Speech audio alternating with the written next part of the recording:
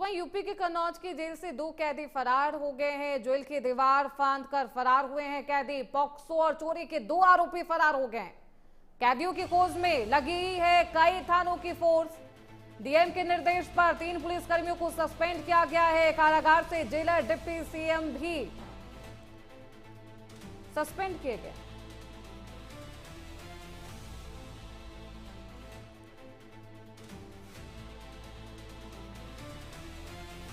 तो यूपी के कन्नौज का ये पूरा मामला है, जहां जेल से 2 कैदी फरार बताए जा रहे हैं। जेल की दीवार फांदकर ये कैदी फरार हुए हैं। पॉक्सो और चोरी के 2 आरोपी फरार हो चुके हैं। इस पूरे मामले के सामने आने के बाद प्रशासन में अब हलचल है। पुलिस महकमे में हलचल तेज है। कैदियों की खोज में लगाई गई है कई थानों की फोर्स। डीएम के निर्देश पर 3 पुलिसकर्मियों को सस्पेंड भी किया गया है। कारागार से जेलर, डिप्टी सीएम भी सस्पेंड किए गए हैं। तो यही वो दीवार है जिसे फांदकर दोनों आरोपी फरार हो गए। इस पूरे मामले के सामने आने के बाद पुलिस महकमे में हलचल तेज है। 3 पुलिसकर्मियों को सस्पेंड भी किया गया है। कैदियों की खोज में लगी है कई थानों की पुलिस फोर्स। तस्वीरें आपको दिखा रहे हैं। जांच की जा रही है। अधिकारी यहां पर आए हैं। हालांकि ये घटना कैसे घटित हुई, दोनों आरोपियों को मौका कैसे मिला, ये तमाम ऐसे सवाल है जो इस पूरे मामले के सामने आने के बाद उठने लगे हैं कि आखिरकार इस पूरे मामले में किसकी लापरवाही थी। वहीं दूसरी तरफ इस मामले के सामने आने के बाद 3 पुलिसकर्मियों को सस्पेंड किया गया है। कारागार से जेलर, डिप्टी सीएम भी सस्पेंड किए गए हैं। लापरवाह अफसरों को सस्पेंड किया गया है। यहां पर जेल की दीवार फांदकर 2 आरोपी, 2 कैदी फरार हो गए और जेल के अंदर की तस्वीरें आपको दिखा रहे हैं किस तरीके से इसी दीवार को फांदकर दूसरी तरफ ये तमाम कैदी कूद जाते हैं। 2 कैदी हैं जो फरार हो गए हैं। कैदियों की खोज में कई थानों की फोर्स लगाई गई है। लापरवाह अफसरों पर भी कार्रवाई की गई है। यूपी के कन्नौज का ये पूरा मामला है। जिला कारागार कन्नौज से 2 बंदियों के भागने का मामला प्रकाश में आया है। एक अंकित कैदी था और एक डम्पी, और दोनों सुबह ये निकले हैं। और उसके बाद ये जो बैक वॉल है, मेन वॉल, उसमें चादर की रस्सी बना के और ये ऊपर वॉल को लांग के भागे हैं। मौका देखा गया है, सीसीटीवी फुटेज देखा है, कुछ लोगों के बयान लिए हैं। अभी कुछ लोगों के बयान और लिए जाएंगे। जो भी दोषी पाया जाएगा उसके विरुद्ध कड़ी से कड़ी कार्रवाई।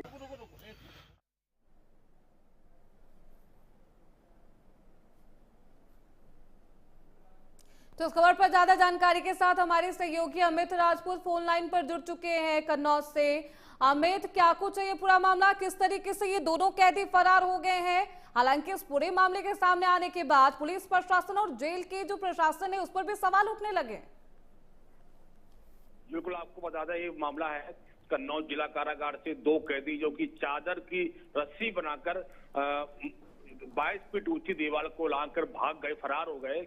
और हम आपको बता दें कि दोनों की अभी उम्र ज्यादा नहीं है, लेकिन जब ये फरार हो गए तो जैसे ही प्रशासन को इस बात की खबर लगी तो आनंद फानंद में मौके पर पहुंचे।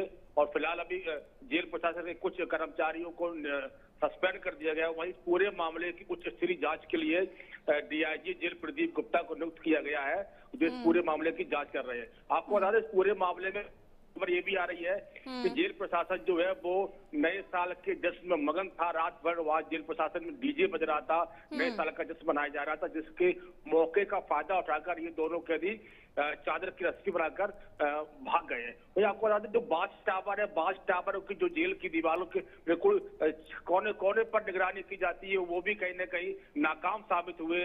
और ये बहुत ही बड़ा सवाल खड़ा करता है जेल प्रशासन पर। जी बिल्कुल, जेल प्रशासन पर भी बेहद अहम सवाल उठने लगे हैं। और सवाल ये भी है कि आखिरकार इन दोनों आरोपियों पर कौन कौन से मुकदमे दर्ज थे, इनके आपराधिक रिकॉर्ड क्या कुछ सामने आए हैं? अमित जी बिल्कुल, आपको बता दें ठटिया थाना क्षेत्र के गांव का रहने वाला है। उसके ऊपर 5 एक्ट के तहत मुकदमा दर्ज था, 6 का मुकदमा दर्ज था। वहीं दूसरा जो आरोपी है वो अवैध असला रखने में आरोपी था। इनकी उम्र अभी बहुत ज्यादा नहीं थी, लेकिन क्या वजह रही और किन कारणों से ये इन्होंने इतनी बड़ी वारदात को अंजाम दिया। और ये बहुत बड़ा सवाल एक खड़ा ये भी होता है कि जो ये भागे हैं वो महिला बैरिक को पार करके इसके बाद इन्होंने 22 फीट ऊंची दीवार को लागा है। जो कंबल थे उनको उनकी रस्सी बनाकर एक सरिया बांधा है और उसको बांधकर ये वहां से फरार हुए हैं। तो कहीं ना कहीं जेल बिल्कुल प्रशासन में सवाल बहुत ही कई है, जब इन्होंने कंबल की रस्सी बनाई होगी इसमें वक्त लगा होगा, और उस वक्त के दौरान भी, उस समय में भी कोई वहां पर अधिकारी मौजूद नहीं था। ये बेहद अहम सवाल है, किसकी लापरवाही है, आगे क्या कुछ इस पूरे मामले पर कार्रवाई होती है, देखना बेहद महत्वपूर्ण होगा। बहुत शुक्रिया अमित राजपूत आपका इन तमाम जानकारियों के लिए। फिलहाल इस पूरे मामले के बाद 3 पुलिसकर्मियों को सस्पेंड किया गया है, आगे की कार्रवाई लगातार जारी है। फिलहाल इसी के साथ इस बुलेटिन